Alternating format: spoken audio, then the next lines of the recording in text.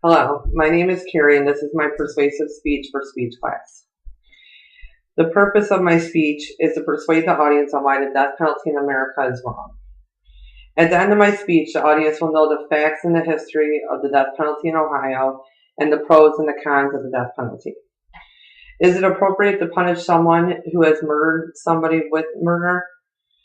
In America, one of the most debatable issues in our justice system is capital punishment, or better known as the death penalty. According to deathpenaltyinfo.org, the first recorded execution in America was in 1608. The death penalty remained legal until 1972 when the Supreme Court ruled it unconstitutional.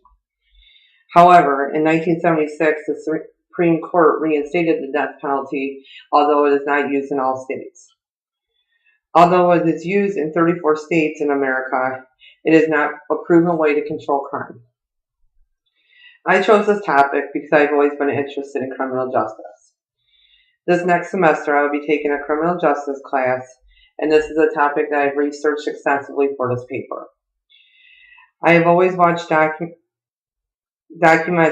and have read true crime novels which address the issue of the use of the death penalty. Today we will look at this topic in three ways. We will look at the history and the facts of the death penalty in Ohio. We will look at the arguments for the pros of the use of the death penalty, and then we will look at the cons of the death penalty and why it is wrong. According to drc.ohio.gov, capital punishment has been a part of Ohio's justice system since early in the state's history. In 1897, the electric chair, considered more humane and technically advanced, replaced execution by hanging.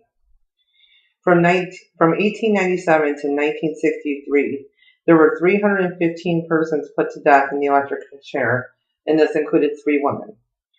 On November 15, 2001, Governor Bill Taft signed a bill making lethal injection the only method of execution in the state of Ohio. To date, Ohio has executed a total of 386 convicted murderers.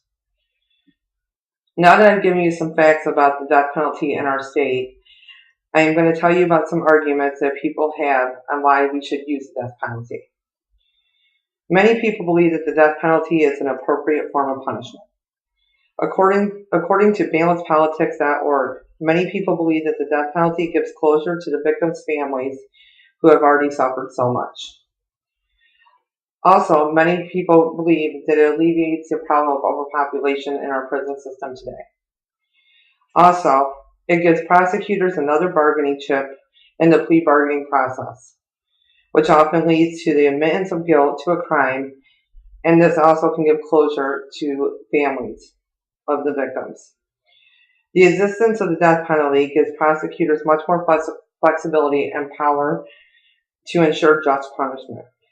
If a case goes to trial, in addition to the enormous cost, you run the chance that you may lose the case and the violent offender gets off scot-free.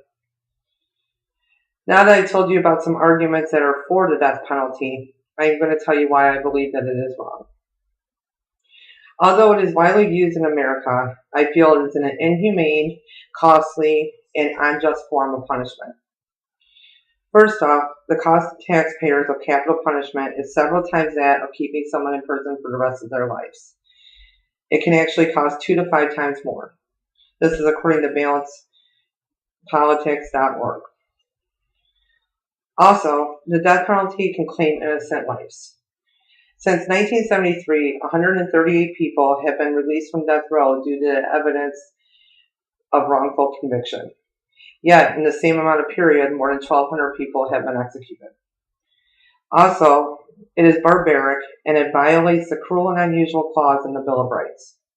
Regardless of if it is in the electric chair or it is by lethal injection, it is barbaric to allow a state-sanctioned murder before a crowd of people. Finally, according to Amnesty International, the death penalty is not a deterrent. The FBI has data that shows that in the 14 states without capital punishment in 2008 had homicide rates at or below the national rates. And in a 2000 study done by the New York Times, it found that during the last 20 years, the homicide rates in states with the death penalty has been 48 to 101% higher than in states without the death penalty. Today, we have looked at the death penalty in 3 different ways.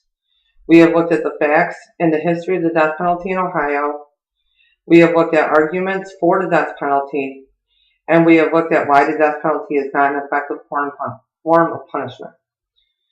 One of the most debatable issues in America's criminal justice system is the death penalty. I do not believe it makes it okay to murder someone because that is what they have chosen to do. I feel a lifetime in prison is much worse punishment than putting someone to death.